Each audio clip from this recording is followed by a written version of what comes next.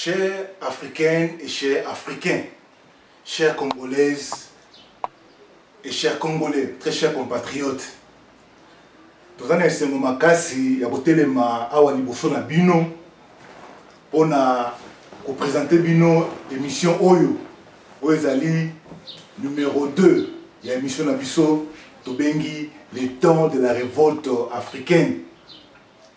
Émission Oyo eza spécialement pour partager na bino mokili bino ba congolais ba idée ya génération révoltée ba vision na biso ba proposition na biso sur la société africaine et particulièrement congolaise, comment biso tolingi to memela changement de la société congolaise.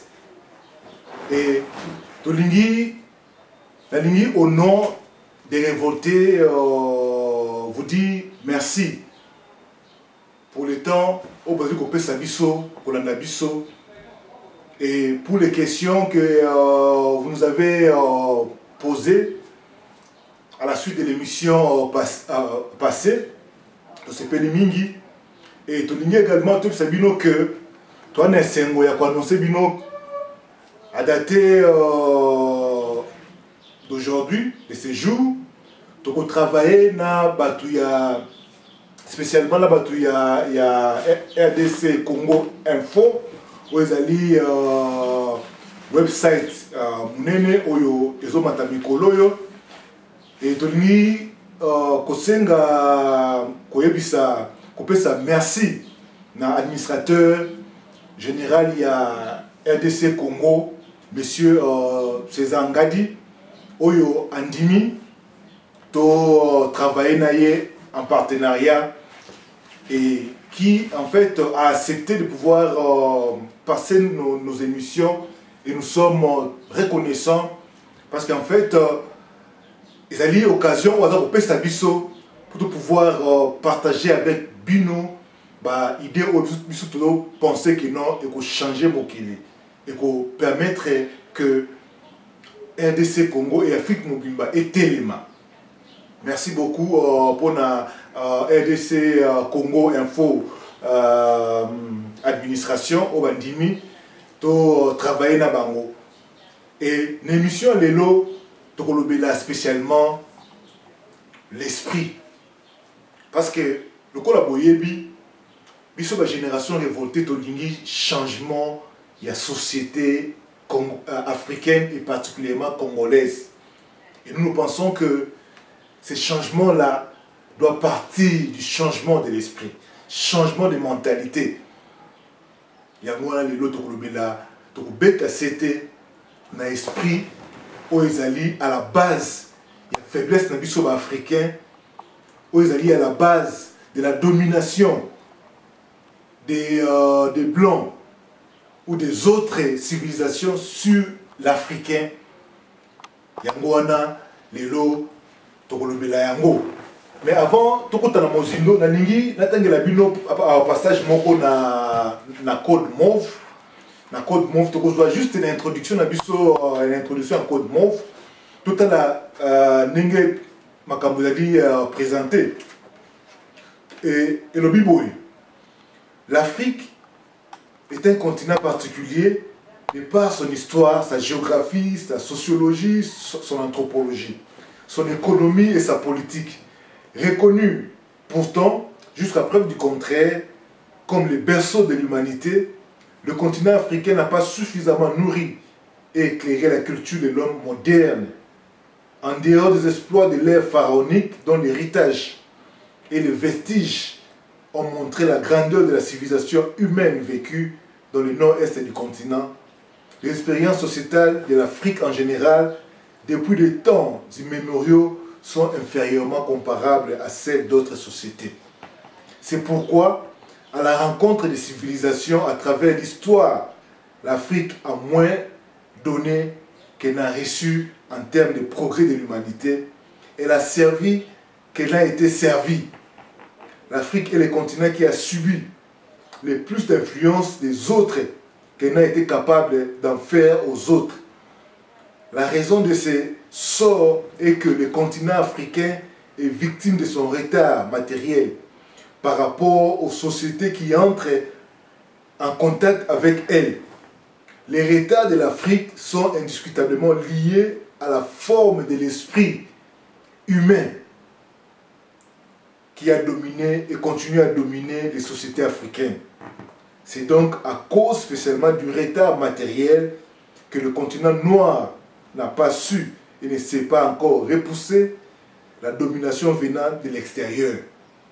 L'exploration, l'esclavage, l'exploitation, la colonisation, l'impérialisme, le communisme et le despotisme en sont des conséquences malheureuses.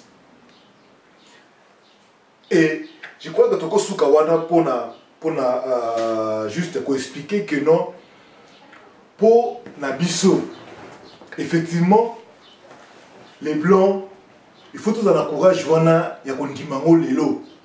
Bien qu'il y ait des débats, ils allaient ma casse autour de ces sujets, mais il faut tout en encourager que les Blancs sont supérieurs.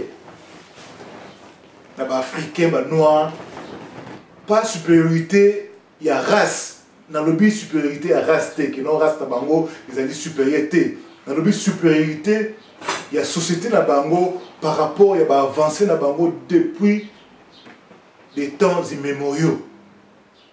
Et nous pensons que supériorité Nabango, on a matériel, ils allaient lier beaucoup plus dans l'esprit où il va développer, à travers l'histoire.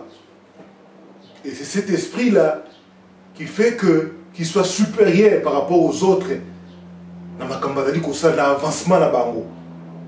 Et ceux qui, Afrique, Africains, nation africaine, Batikala Sima, besoin de retard matériel, c'est parce que l'esprit où ils ont dominé. L'esprit Oyo qui était dans une grande partie de l'Afrique, des peuples africains, Yamo et Salake et Kanga va progrès na bango. Et Kanga avancé na bango matériel. Et ce qui esprit wana est changé. Ce qui va africain va porter un nouvel esprit, c'est ce que nous appelons noble spiritus. Et vous allez passer, tout renverser. Ninuana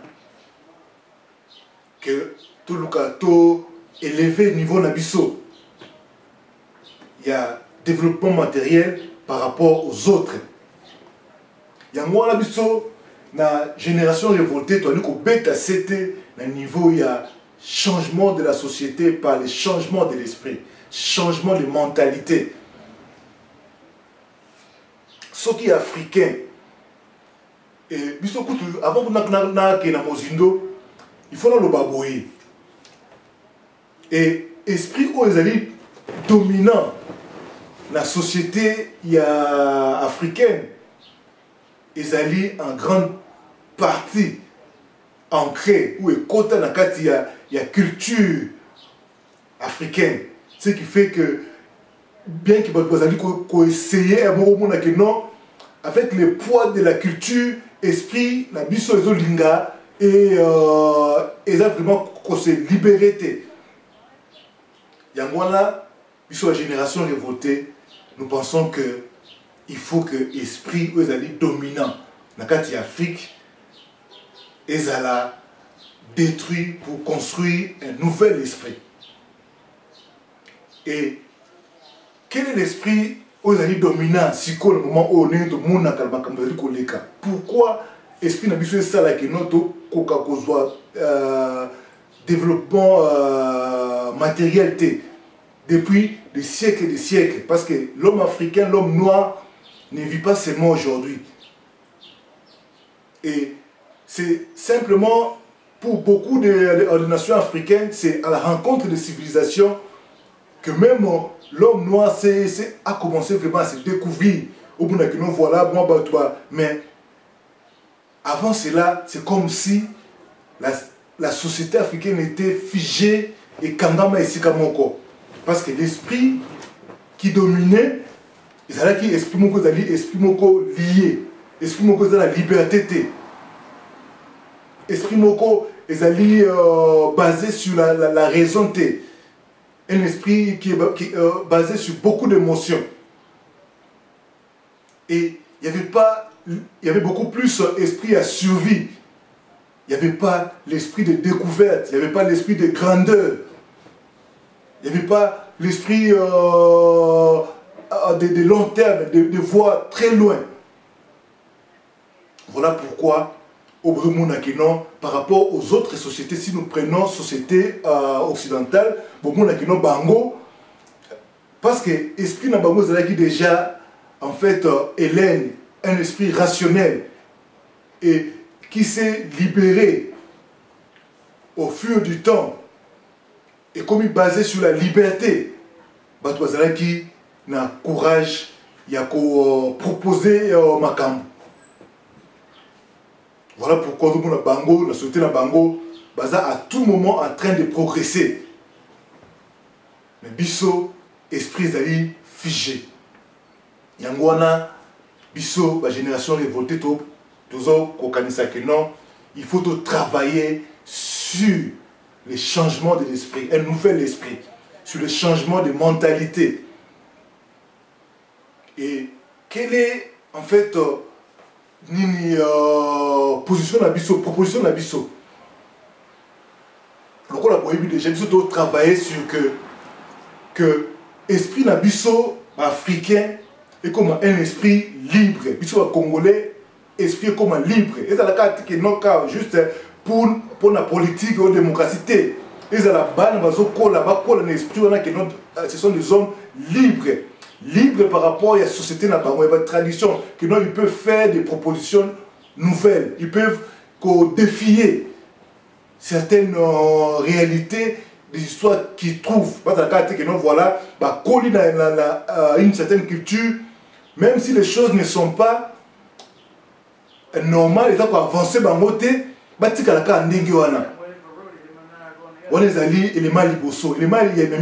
Il faut que ça rationalité makasi, esprit critique et côté dans la société na biso. Même si et côté dans niveau nous tout est bien, il faut tout se départir, tout longo un peu na beaucoup de sentiments, des sentiments ethniques, des sentiments il y a le lengue na ndenge. Et puis tout un esprit moko ezali soutenu par des valeurs. Valeur moko aux à niveau et permettre que biso to na progrès et to zongela na mission okoya ko loba spécialement sur les valeurs pour na loba quelles sont les valeurs qu'il faut pour l'homme africain de pouvoir qu'on soit progrès ça quand à niveau politique té biso va révolter tout ça quand que non voilà il faut que non Kabila c'est vrai aujourd'hui Tolini Kabila était parce que pour la biso azo combattre azo ta esprit wanate azo travailler pour un nouvel esprit azo travailler sur les valeurs te beau sentir ba valeur dans boka ezalité ya moi biso moni to telemela yé parce que à travers yé il y a beaucoup d'anti-valeurs na kata mboka et biso a révolté to lingi que non société na biso. Parce qu'il faut voir que non, même quand Kabila est arrivé, tout ça, c'est parce qu'il a trouvé société congolaise telle qu'elle est. Et ce qu'on n'a pas si, il s'est contenté, il a travaillé dans la société et ce qu'on n'a pas si, il a défier. Il s'est fanda des habitudes, des mentalités, il s'est béba. Il y a défier il faut tirer la société na biso na la société africaine un esprit nouveau esprit soutenu par la liberté la rationalité les valeurs et esprit de groupe il faut ezala eloko moko pe ya makasi parce que ezala kata voilà biso africain solidarité africaine groupe oyo toujours le groupe moko ali groupe moko rationalisé le groupe moko ya bayele bato ba se supporter ba ko kondima ko travailler ensemble malgré ba différence na bango voilà des groupes surtout ba esprit des groupes parce que tout le monde a spécialement biso ba congolais to koka ko développer ma capacité esprit de groupe wana botal ba groupe na biso botal la existence ba parti politique. On ne peut pas voir dans un pays plus de 400 partis politiques. C'est simplement nous dire que les gens n'arrivent pas à travailler ensemble. Plus on ne sait pas développer esprit à groupe, plus c'est-à-dire parce qu'on a vu tout ça là-bas, grande cause. Il faut un souka, il faut tout ça. Esprit aux alliés à long terme. Mais comme tu as dit que ça la sikoyo, bah tu vois ça là na musika. Ceux qui oyé les lots, bino batbola na la Kinshasa. Ceux qui oyé les lots na mboka oya ba poto o biso to fana mboka poto bo o mona ba place oyo ba tonga ba to makamba sala il y a des siècles passés ti les lots et tikala. Et c'est l'esprit oyo pe zalaka l'Égypte. Qui non mais biso ba africain ba noir africain to tikala ko esprit wana te peu. Ce qu'on a dit, on a vu ça, on a dit l'esprit, il y a survie kaka, to survivre kaka, to le kaka nengi wana, yango wana, il faut to côté sa esprit wana, il faut to côté sa esprit wana, il y a rationalité. Yango to lui que non, défi na biso ezali que non, biso to kanga, ba oyo basi ba développer,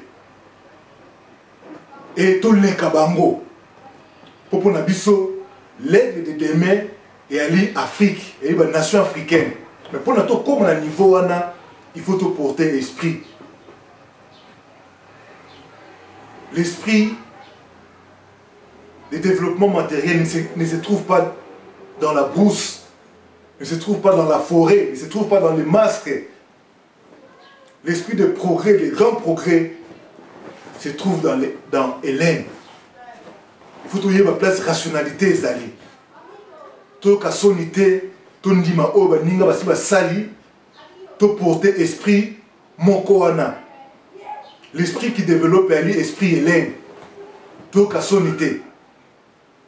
Faut to yango, to développer yango pona que e permettre biso ata to changer ba président. Ata to changer makamu susu mais société za société oyo ezomona musika.